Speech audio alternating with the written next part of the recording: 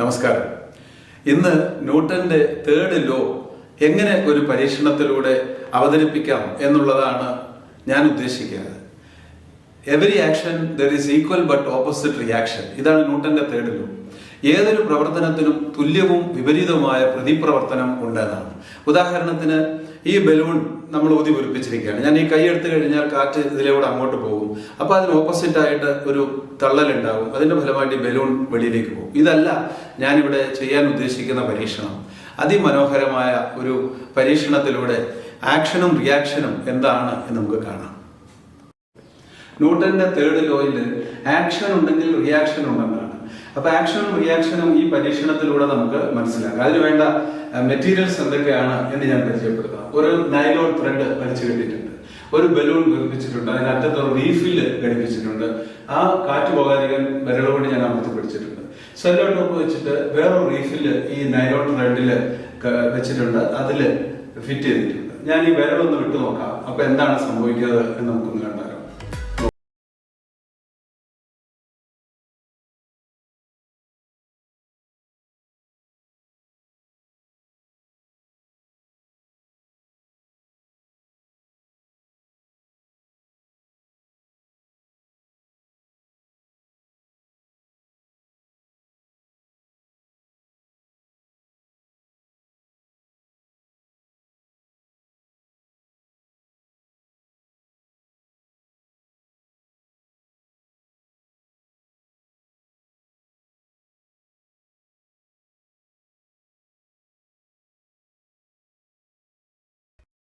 ഞാൻ ഈ റീഫില്ലിന്റെ കവറിലാണ് ഈ ബലൂൺ ഫിറ്റ് ചെയ്തിരിക്കുന്നത്.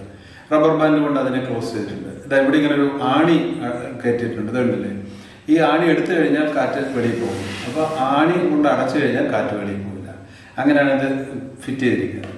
അപ്പോൾ ഈ ത്രെഡില്, ഈ നൈലോൺ ത്രെഡില് ഞാൻ ഇതുപോലെ റീഫില്ല് വെച്ചിട്ടുണ്ട്. ഈ റീഫില്ലാണ് ഈ ബലൂൺ അറ്റാച്ച് ചെയ്യുന്നത്. അപ്പോൾ ഇത് ശരിക്കും ഒരു റോക്കറ്റിന്റെ മോഡലാണ്. ഈ റോക്കറ്റ് ഈ ഭാഗത്ത് ഒരു എഞ്ചിൻ ഘടിപ്പിച്ചു കഴിഞ്ഞാൽ ഇതിനെ നമുക്ക് ലോഞ്ച് ചെയ്യാൻ പറ്റും. അതിന്റെ ലോഞ്ചിങ് പാഡിൽ കണക്ട് ചെയ്യുന്ന ഒരു ത്രെഡാണിത്. ഇപ്പൊ തൽക്കാലം നമുക്ക് ഇതിന് എഞ്ചിന് പകരമായിട്ട് നമുക്ക് ഈ റോക്കറ്റ് ലോഞ്ച് ചെയ്യാൻ വേണ്ടിയിട്ട് ഈ ബലൂൺ എഞ്ചിൻ ഇതിലൊന്ന് ഘടിപ്പിച്ചിട്ട് ഈ റോക്കറ്റിനെ ഒന്ന് ലോഞ്ച് ചെയ്ത് നോക്കിയാലോ? അത് നമുക്കൊന്ന് കാണാം.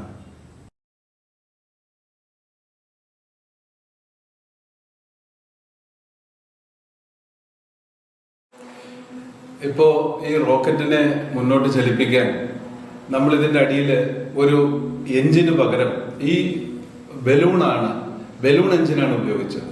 ആ ബലൂണിൽ എയർ ഇതിലൂടെ ഇങ്ങനെ താഴോട്ട് പോകുമ്പോഴത്തേക്കിനും ഉണ്ടാകുന്ന പ്രതിപ്രവർത്തനം കൊണ്ടാണ് ഈ റോക്കറ്റ് മുന്നോട്ട് പോയത്. ഒരു ആക്ഷൻ എന്നുള്ള നിലയിൽ ഇതിലൂടെ കാറ്റ് വെളിയിലേക്ക് പോകുന്നു. റിയാക്ഷൻ എന്നുള്ള നിലയിൽ ഇതിന്റെ ത്രസ്റ്റ് കൊണ്ട് ഈ ബലൂൺ മുന്നോട്ട് നീങ്ങുന്നു. ഇതേപോലെയാണ് റോക്കറ്റ് ലോഞ്ച് ചെയ്യുന്നത്.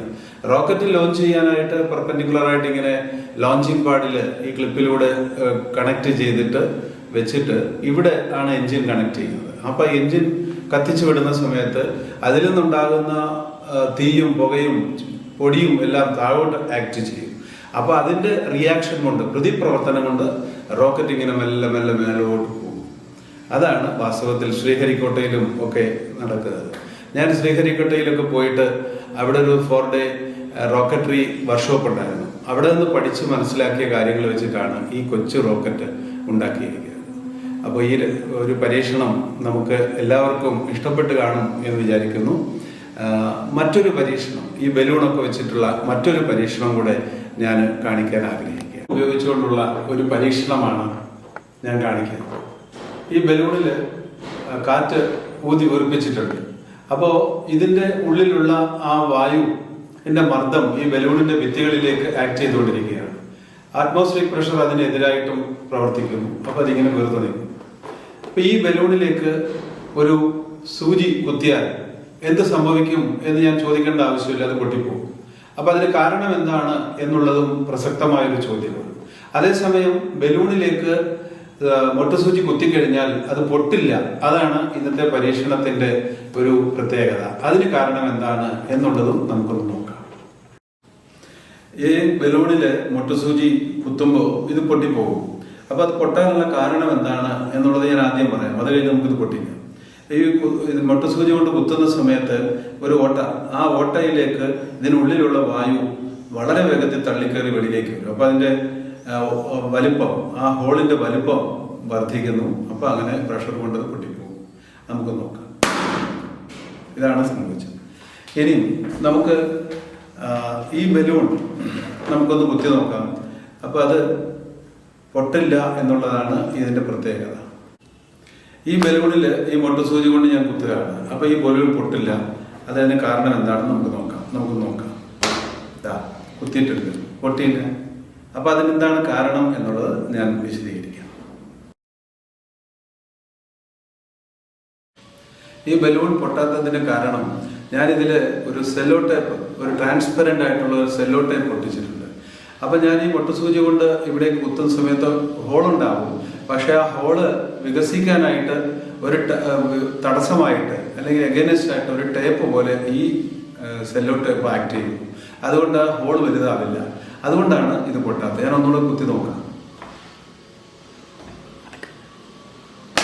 ഉണ്ടോ? എന്നിട്ടത് പൊട്ടുന്നില്ല. ആ ഹോള് വലുതാകും, പക്ഷെ അതിന് ടൈം എടുക്കും. അപ്പോൾ ഈ ടാപ്പ് പോലെ ഈ സാധനം സെല്ലോ ടേപ്പ് പ്രവർത്തിക്കുന്നതുകൊണ്ടാണ് ഇത് പൊട്ടാത്തത്. അതാണ് ഇതിന് കാരണം.